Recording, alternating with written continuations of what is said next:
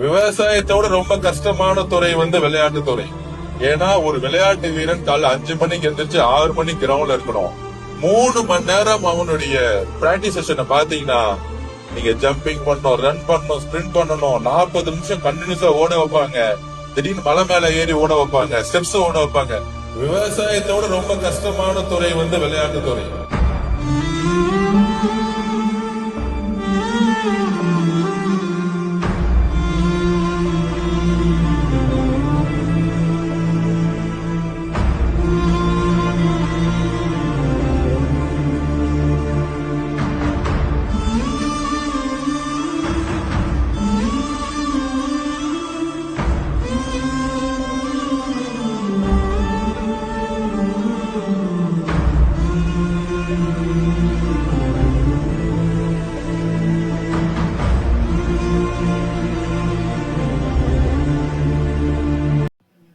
Hello மக்களே, தாவேகாவுக்கு ஓட்டு போட்டு ஜெயிக்க வச்ச மற்றும் ஓட்டு போடாமல் பெரும்பான்மை இயக்கச் செய்த தமிழ்நாட்டு மக்களுக்கு நம்முடைய சும்மா தோணுச்சு யூடியூப் சேனல் சார்பாக முதல்ல வணக்கத்தை தெரிவிச்சுக்கிறேன்.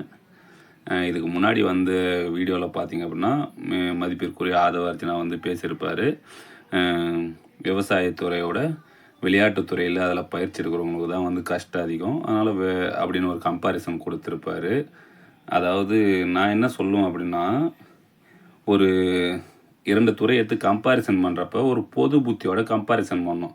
இந்த துறையில் என்னென்ன மாதிரியான ப்ளஸ் மைனஸ் இருக்குது, இந்த அடுத்த துறைக்கு போகிறப்ப அதில் என்னென்ன மாதிரியான ப்ளஸ் மைனஸ் இருக்குது அப்படின்ட்டு ஜஸ்ட்டு அதில் இருக்கிற அனுபவம் வேணும்னு கூட நான் சொல்ல, ஒரு அனலைசிங் பண்ணணும். அதாவது ஒரு பொது புத்தி மைண்டில்.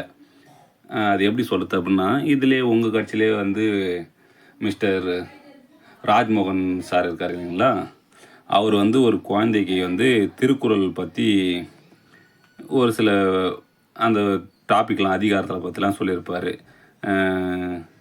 கடவுள் வார்த்தை ஏன் முதல்ல வச்சாங்க, அதுக்கு அடுத்ததாக அரண் வலியுறுத்தல் ஏன் வச்சாங்க, வான் சிறப்பு ஏன் வச்சாங்கன்ட்டு ஒரு யூடியூப் கிளிப்பு பார்த்துருப்பேன். சரிங்களா, நான் என்ன சொல்கிறேன் அப்படின்னா, அந்த திருக்குறளை பற்றி அவர் பேசுறதுக்கு அவர் தமிழில் புலமை வாழ்ந்திருக்கணும், இல்லைனா அவர் தமிழில் பிஹெச்டி பண்ணியிருக்கணும், டாக்டர் பட்டம் வாங்கியிருக்கணும்லாம் அவசியம் இல்லை.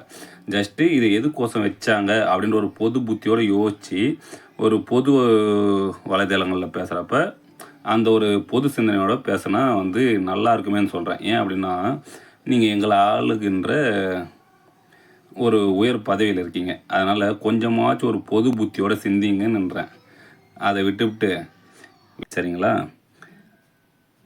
அதனால் அடுத்த முறை ஏதாச்சும் பொது விஷயமாக 2 துறைகளை கம்பேர் பண்ணுறப்ப இதில் இருக்கிற லாப நஷ்டங்கள், அதில் அவங்கவுங்க படுகின்ற வலி வேதனைகள், அதனை தொடர்ந்து அவங்களுக்கு கிடைக்கக்கூடிய சன்மானங்கள் அவமானங்கள் எல்லாத்தையும் அலசி ஆராய்ஞ்சி பேசுனீங்க அப்படின்னா, எங்களை ஆளக்கூடிய அதிகாரத்தில் இருக்கிறவங்க ஓரளவுக்கு ஆச்சு பரவாயில்ல, நம்ம சரியான ஆளுங்களுக்கு தான் ஆளுகை படுறோம் அப்படின்னு ஒரு மன திருப்தியாச்சும் இருக்கும். இப்படி நன்றி வணக்கம்.